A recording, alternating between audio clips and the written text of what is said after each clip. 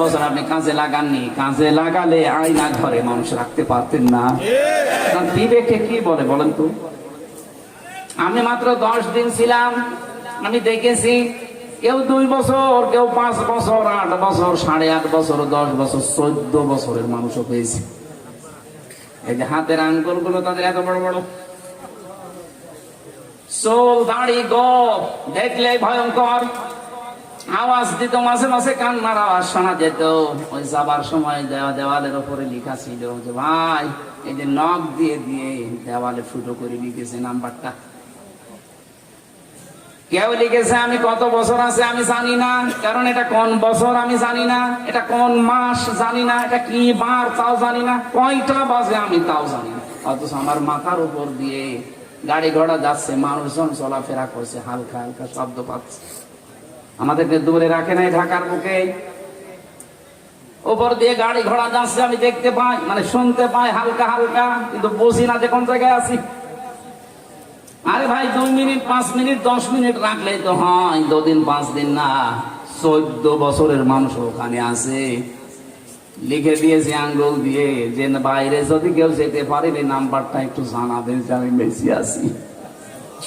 আপনার বিবেক কোথায় গেল বলেন তো? আপনি যে মানুষের দাবি করেন যে আমি মানুষ, কিসের মানুষ আপনি? 2006 সালে অক্টোবর মাসের 28 তারিখে যা ঘটিয়েছে পৃথিবীতে, ঢাকার বুকে ইতিহাস পাল্টিয়ে গেছে।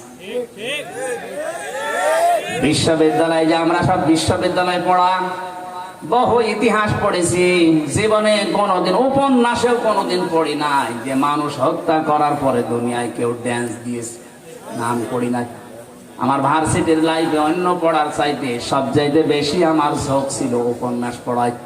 আমার নিজের হিসাবে আমি প্রায় 132টার উপরে উপন্যাস পড়েছি। রাতে ক্লাসের পড়া বাদ দিয়ে শুধু উপন্যাস পড়তাম। এই হিসাবে আমি উপন্যাসেও পড়িনি যে মানুষ হত্যা করার পরে কেউ লাশের উপরে ড্যান্স দেয় না। ইতিহাস তো দূরের কথা, অথচ এই লঘি বইটা এটা নিয়ে আসো সারা দেশ থেকে, তার একটা কথাই সব নিয়ে এসেছে।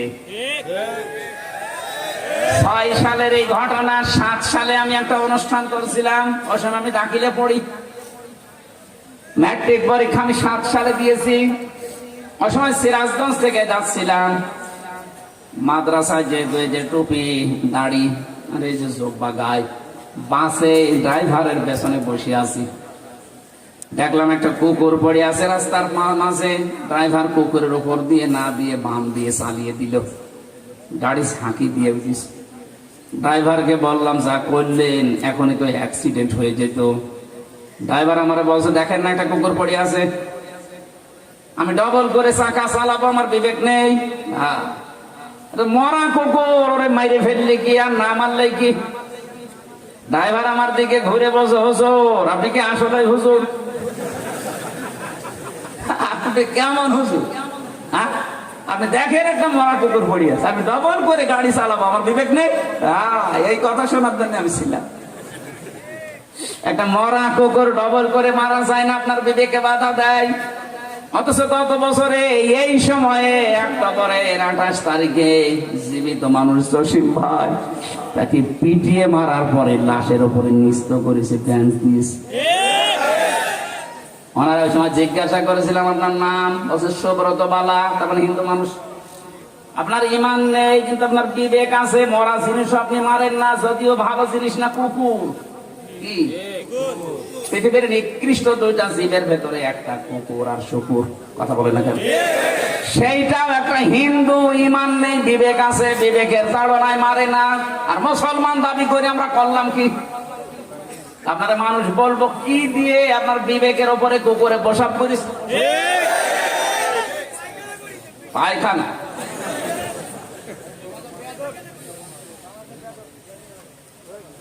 এটার বিবেক যদি কাজে না লাগান আপনি রাস্তা পাবেন না। নবীজিকে আল্লাহ জানিয়েছেন, হে নবী, জালেমদের এই কথাগুলো বলতে বলতে আপনাকে আফসোস হয় যে না এরা তো আর হেদায়েত পাচ্ছে না। ইন তাহরিস আলা হুদাহুম ফাইন্নাল্লাহা লা ইয়াহদি ইলা আখিরি আয়াত।